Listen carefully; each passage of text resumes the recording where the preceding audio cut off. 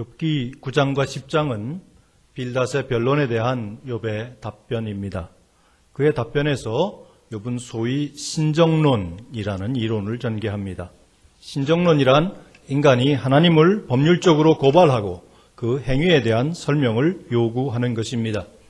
즉 공의롭고 사랑이 많으신 하나님께서 어떻게 그 백성에게 부당한 고난을 주실 수 있느냐고 고발하는 것입니다.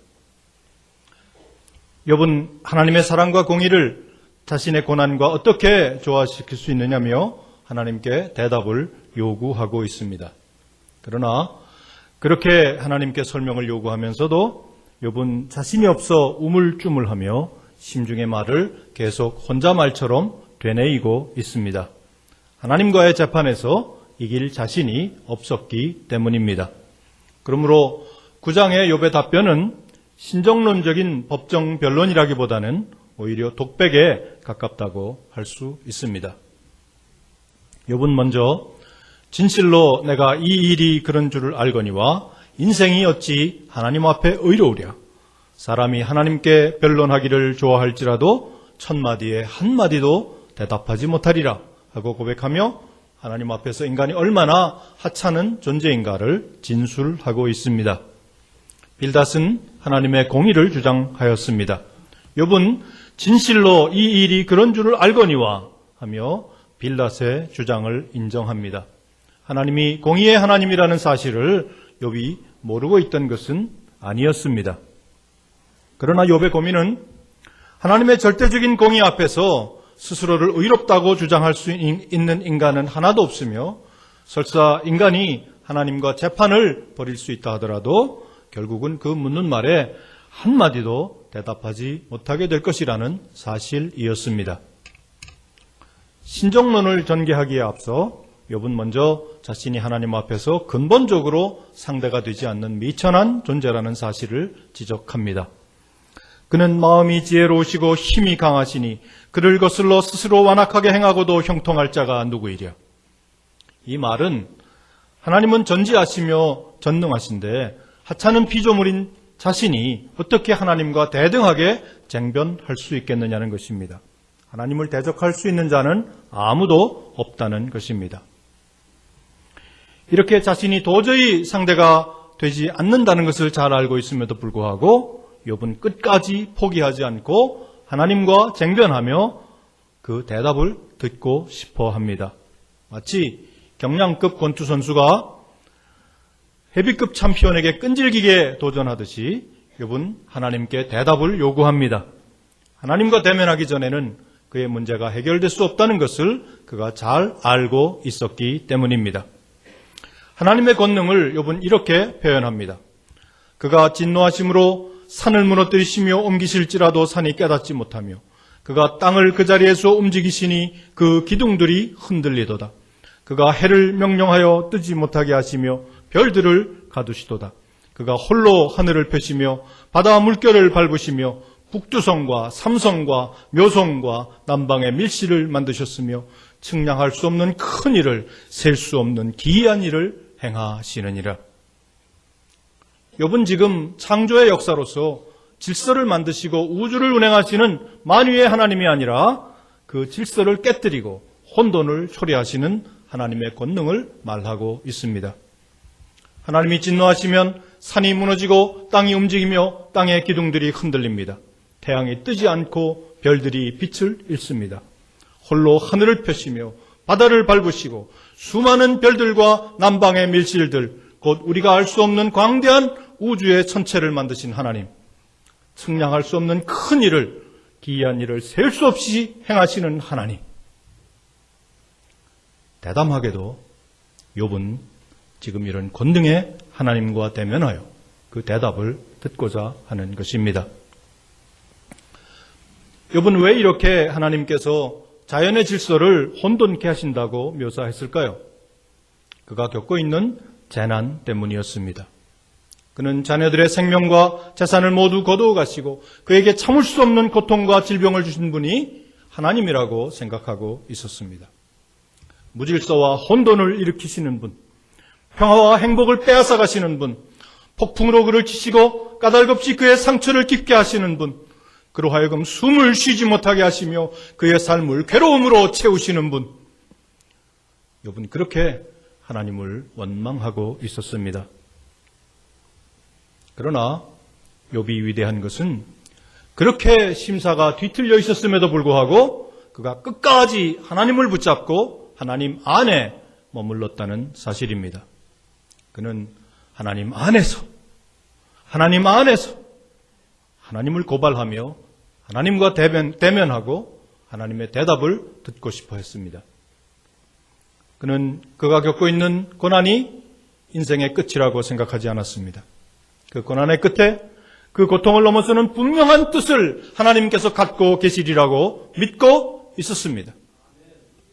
어떻게 이런 믿음이 가능했을까요? 그가 하나님을 사랑하고 하나님께서도 그를 사랑하신다는 사실을 굳게 믿고 하나님 사랑에 대한 신뢰를 버리지 않았기 때문입니다. 나를 사랑하시는 하나님, 나를 아끼시는 하나님, 하나님이 그 사랑에도 불구하고 내게 이 고통을 허락하셨다면 그곳에는 정녕 내가 이해할 수 없는 무슨 뜻이 계실 것이다. 나는 그 뜻을 알고 싶다. 그 대답을 듣고 싶다. 이것이 욥의 애절한 소원이었습니다. 그러나 아무리 부르짖어도 그는 하나님을 찾을 수가 없었습니다. 그가 내 앞으로 지나시나 내가 보지 못하며 그가 내 앞에서 움직이시나 내가 깨닫지 못하느니라. 그의 앞으로 지나시는 하나님, 그의 앞에서 움직이시는 하나님, 그러나 도저히 볼 수 없고 깨달을 수 없는 하나님. 여기에서 욥은 다시 한번 인생의 한계를 절감하며 단식합니다. 하나님이 빼앗으시면 누가 막을 수 있으며 무엇을 하시나이까 하고 누가 물을 수 있으랴. 하나님이 진노를 돌이키지 아니하시나니 라합을 돕는 자들이 그 밑에 굴복하겠거든 하물며 내가 감히 대답하겠으며 그 앞에서 무슨 말을 택하랴. 욥은 하나님이 빼앗으시면 그 누구도 막을 수 없을 뿐 아니라 감히 그것을 왜 빼앗아 가시느냐고 물을 수 있는 사람조차 없다고 말합니다. 하나님이 진노하시면 바닥에 물 라합의 무리조차도 그 밑에 굴복하지 않을 수 없는데 하물며 자기가 어찌 감히 대답하겠으며 그 앞에서 무슨 말을 할 수 있겠느냐고 탄식합니다. 욥이 이렇게 고백한 것은 인간의 뿌리 깊은 죄성에 대한 인식 때문이었습니다. 욥은 평생 순전하고 정직하여 하나님을 경외하며 악에서 떠난 삶을 살았던 사람입니다. 그가 겪고 있는 그 엄청난 고난을 겪을 만큼 특별한 죄를 지은 적도 없습니다. 그럼에도 불구하고 그는 그의 마음 한 구석에 깊이 자리 잡고 있는 죄의 본성을 부인할 수는 없었습니다. 가령 내가 의로울지라도 대답하지 못하겠고 나를 심판하실 그에게 간구할 뿐이며. 이것은 욥뿐 아니라 오늘날 우리 모든 성도들, 특히 신앙이 좋다고 하는 사람들의 공통적인 고민입니다.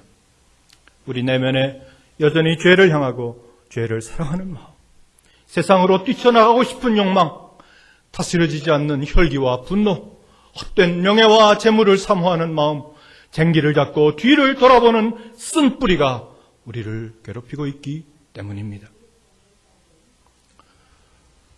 그러므로 겉으로 드러나는 특별한 죄를 짓지 않았다고 해서 스스로를 의롭다고 주장할 수는 없습니다.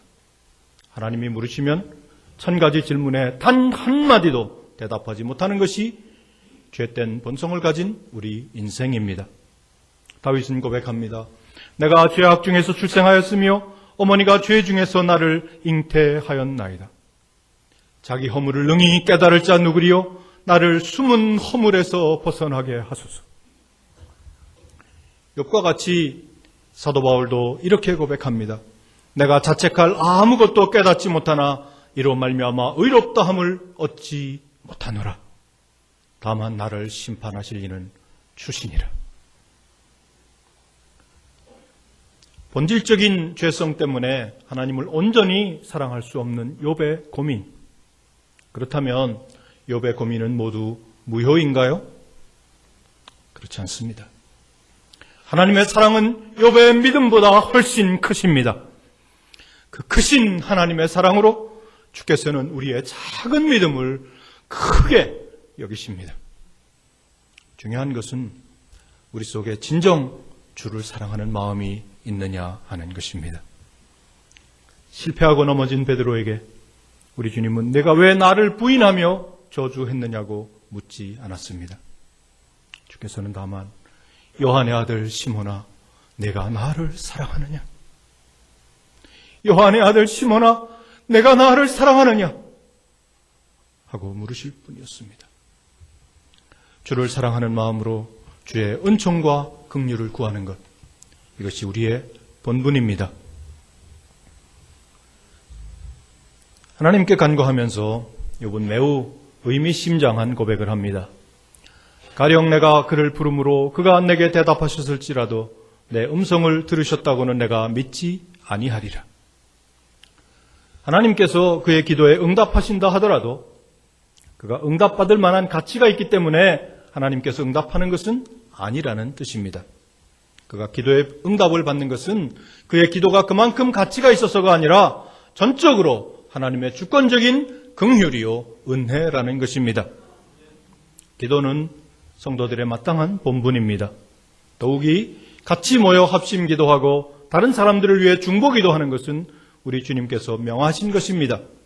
그럼에도 불구하고 기도의 응답은 우리의 공로가 아닙니다. 그것은 전적으로 하나님의 은혜, 하나님의 긍휼입니다. 성경은 마지막 심판날 많은 사람들이 주여 주여 우리가 주의 이름으로 선지자 노릇하며 주의 이름으로 귀신을 쫓아내며 주의 이름으로 많은 권능을 행하지 아니하였나이까 하며 자신들의 공로를 주장할 것이라고 말씀합니다. 그러나 그때 주님은 말씀하십니다. 내가 너희를 도무지 알지 못하니 불법을 행하는 자들아 내게서 떠나가라. 주의 이름으로 선지자 노릇한 것이 잘못입니까? 아닙니다. 그것은 너무도 귀한 것입니다. 주의 이름으로 귀신을 쫓아낸 것, 주의 이름으로 권능을 행한 것, 그것은 보통 사람들은 흉내도 낼 수 없는 소중한 사역입니다. 그런데 왜 주님은 그들에게 불법을 행하는 자들이라고 말씀하셨을까요? 그들이 그들의 사역을 자신들의 공로로 생각하고 그것을 그들의 의로 여겼기 때문입니다. 주의 일을 한다고 하면서 자기를 내세우며 자신들의 공로와 업적을 주장하고 자랑하는 수많은 사람들, 예수께서는 그들에게 불법을 행하는 자들아 하고 말씀하시며 쫓아내십니다. 하나님 앞에서 자기 의, 자기 공로를 주장할 수 있는 사람은 아무도 없습니다. 자랑하는 자는 주 안에서 자랑할지니라. 자랑하는 자는 주를 자랑할지니라. 자랑하는 자는 주를 자랑할지니라. 그토록 간절하게 하나님께 구하며 하나님과 대면하기를 소원했지만 하나님께서는 아무 말씀도 하지 않으셨습니다. 그래서 욥은 다시 절망하기 시작합니다. 그가 폭풍으로 나를 치시고 까닭없이 내 상처를 깊게 하시며 나를 숨쉬지 못하게 하시며 괴로움을 내게 채우시는구나. 이제 욥은 어떻게 해서든 하나님을 법정으로 소환하여 하나님의 대답을 듣고 싶어 합니다. 그러나 그에게는 하나님을 소환할 수 있는 방법도 능력도 없었습니다. 힘으로 말하면 그가 강하시고 심판으로 말하면 누가 그를 소환하겠느냐. 그래서 거의 자포자기하는 심정으로 욥은 이렇게 말합니다. 가령 내가 의로울지라도 내 입이 나를 정죄하리니 가령 내가 온전할지라도 나를 정죄하시리라. 나는 온전하다마는 내가 나를 돌아보지 아니하고 내 생명을 천히 여기는구나. 이 일이 다 같은 것이라. 그러므로 나는 말하기를 하나님이 온전한 자나 악한 자나 멸망시키신다 하나니 갑자기 재난이 닥쳐 죽을지라도 무죄한 자의 절망도 그가 비웃으시리라. 세상이 악인의 손에 넘어갔고 재판관의 얼굴도 가려졌나니 그렇게 되게 하니가 그가 아니시면 누구냐. 욥은 여기에서 세 친구가 주장한 인과응보의 원리에 대해 반론을 제기하고 있습니다. 욥은 인과응보의 원리가 맞는다면 어떻게 순전한 자와 악한 자가 구별되지 않고 똑같이 멸망당할 수 있는가 하고 반문합니다. 자신이 고통을 당할 만한 특별한 죄를 지은 적이 없음에도 불구하고 이토록 엄청난 재난을 겪고 있는 것은 인과응보의 원리가 제대로 작용하지 않고 있다는 증거라고 말합니다. 그리고 그 인과응보의 원리를 주관하시는 하나님을 고발합니다. 욥은 한 걸음 더 나아가 하나님이 진실로 공의의 하나님이라면 어떻게 이 세상에 혼돈과 무질서를 초래하실 수 있느냐고 질문합니다. 어떻게 무지한 자가 갑자기 재난을 당해 멸망하며 어떻게 이 세상의 재판을 굽게 하시고 이 세상이 악인의 손에 넘어가는 것을 수수방관하시느냐고 따집니다. 하나님께서 그 모든 부조리를 허용하신다면 그것은 공의가 아니고 불의가 아닌가 하고 의문을 제기합니다. 욥은 일이 다 같은 것이라 하며 자포자기합니다. 하나님께서 순전한 자나 악한 자를 다 같이 멸망시킨다면 자신은 차라리 자신의 의를 주장하지 않고 자기 생명에도 더 이상 연연하지 않겠다고 말합니다. 어차피 멸망할 인생이라면 그 생명을 귀히 여길 필요가 어디 있느냐는 것입니다. 하나님께서 그렇게 작정하셨다면 자신이 아무리 죄가 없다고 의로움을 주장을 해도 아무 소용도 없다는 뜻입니다. 그러나 이것은 욥이 잘못 생각하고 있는 것입니다. 하나님은 결코 악한 자와 순전한 자를 같이 취급하지 않습니다. 악한 자는 자기 죄에 빠져 멸망할 뿐입니다. 그러나 순전한 자, 곧 하나님을 사랑하는 자, 그 뜻대로 부르심을 입은 자들에게는 모든 것이 합력하여 선을 이루게 됩니다. 그렇다면 순전한 자들이 겪는 고난은 무엇입니까? 그것은 우리를 정금과 같이 만드시는 하나님의 연단입니다. 하나님은 진실로 우리가 그리스도의 장성한 분량에 이르기를 원하십니다. 우리가 하나님의 아들을 믿는 것과 아는 일에 하나가 되어 온전한 사람 이루시기를 원하십니다. 뜻없이 무릎 꿇는 그 복종 아니요. 뜻없이 무릎 꿇는 그 복종 아니요. 우리가 하나님의 자녀로서 자원하는 마음으로 주님을 사랑하며 영원토록 하나님께 영광 돌리고 하나님을 즐거워하기를 원하십니다. 하나님께서 우리를 지으시고 사랑하시며 독생자의 피값으로 구속하셨기 때문입니다. 욥이 하나님의 사랑을 근원적으로 의심했던 것은 아니었습니다. 다만 고통의 와중에서 더 이상 기다리기 힘든 인내의 한계에 도달하여 잠시 하나님의 사랑을 의심했을 뿐입니다. 우리의 죄성을 알면서도 우리를 택하시고 부르셔서 구원하시고 사랑하시는 하나님, 그 하나님의 사랑은 변하지 않습니다. 하늘을 두루마리 삼고 바다를 먹물 삼아도 다 기록할 수 없는 아버지 하나님의 사랑. 저 하늘 높이 쌓아도 다 채우지 못할 한없는 아버지의 사랑. 우리는 영원히 변개할 수 없는 하나님의 자녀들입니다.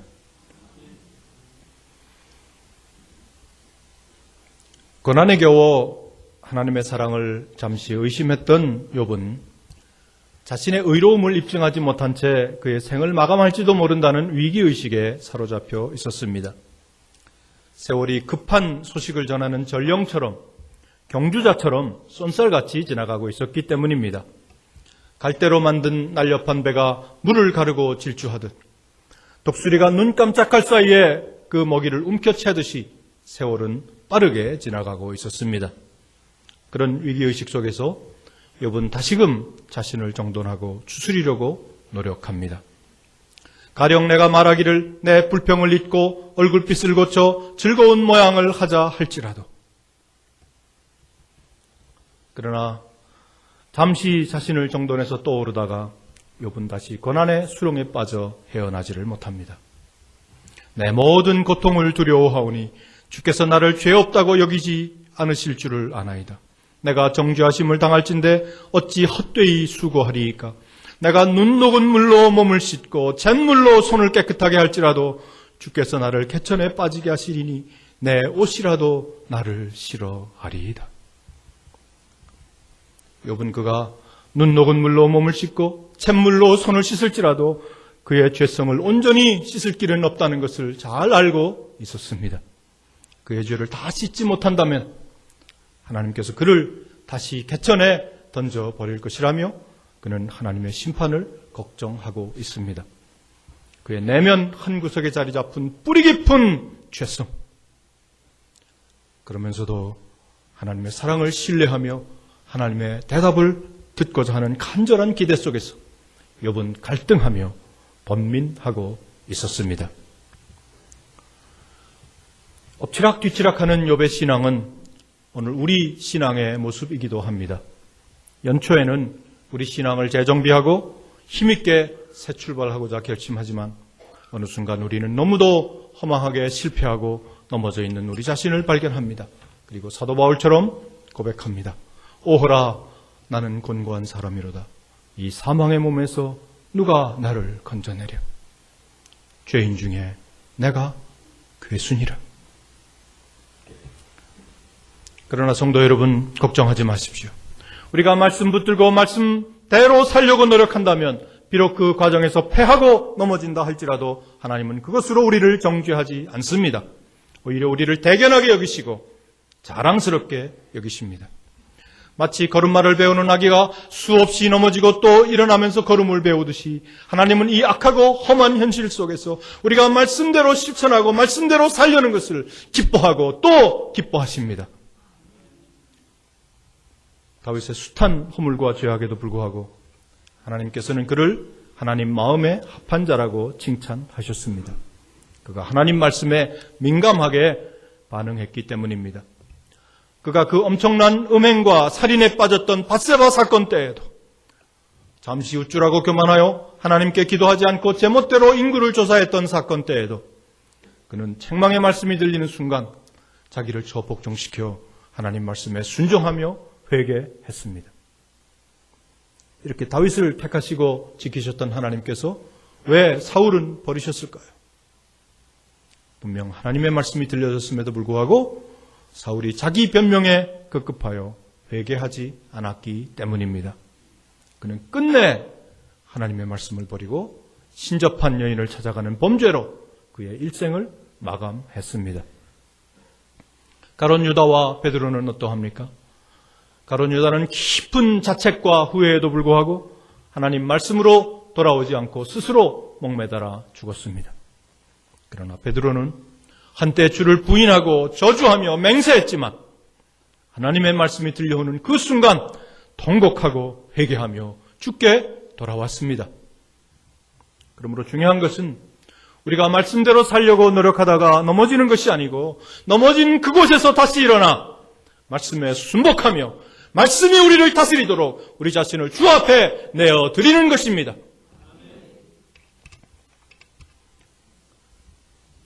그렇게 엎치락 뒤치락하던 욥은 드디어 9장 끝에 이르러 하나님과 자신의 재판을 중재할 중재자가 없음을 한탄합니다. 하나님은 나처럼 사람이 아니신즉 내가 그에게 대답할 수 없으며 함께 들어가 재판을 할 수도 없고 우리 사이에 손을 얹을 판결자도 없구나.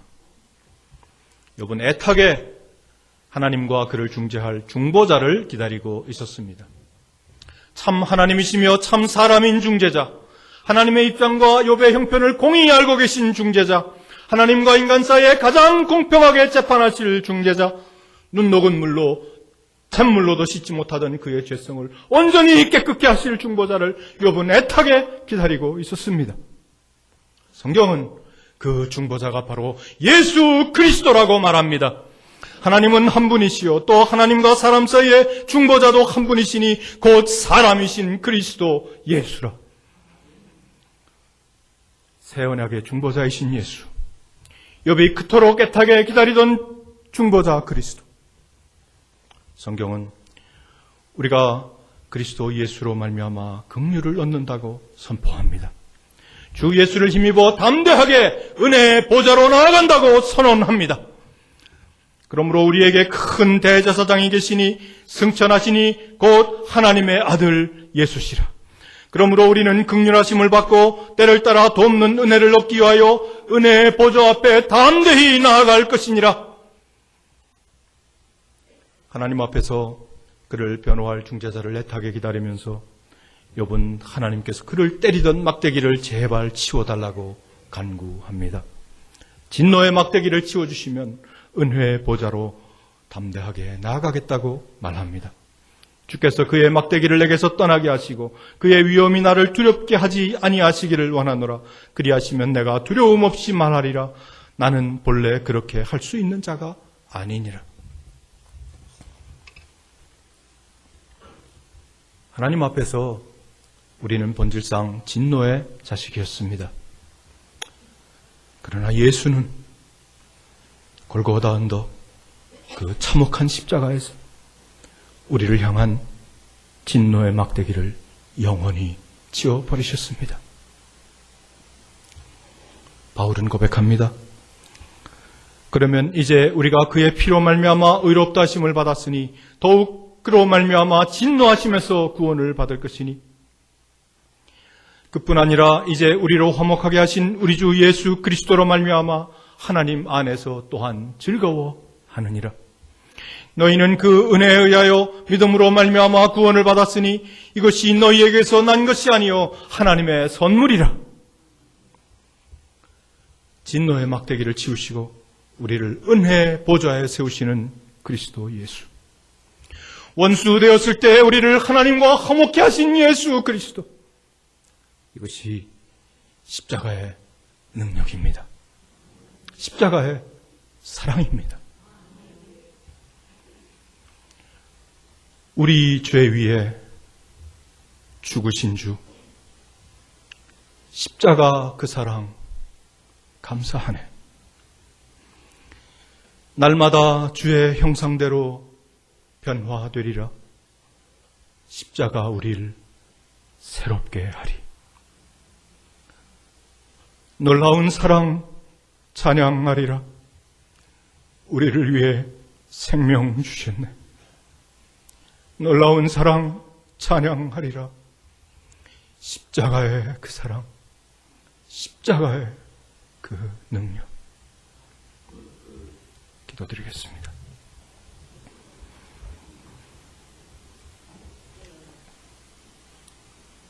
하나님, 우리의 본질적인 죄성에도 불구하고 여전히 우리를 사랑하고 택하셔서 당신의 자녀 삼아주심을 감사드립니다. 십자가의 사랑이 우리를 새롭게 함을 믿습니다. 십자가의 그 능력이 우리를 담대하게 은혜의 보좌로 나아가게 함을 믿습니다. 놀라운 사랑 찬양합니다. 우리를 위해 생명 주신 놀라운 사랑, 주를 찬양합니다. 십자가의 그 능력, 십자가의 그 사랑, 욥이 그토록 애타게 기다리던 중재자 예수 그리스도를 우리에게 주셨으니 영원히 주만 사랑하게 하옵소서. 영원히 주만 찬양하게 하옵소서. 존귀하신 그리스도 예수의 이름으로 기도하옵나이다. 아멘.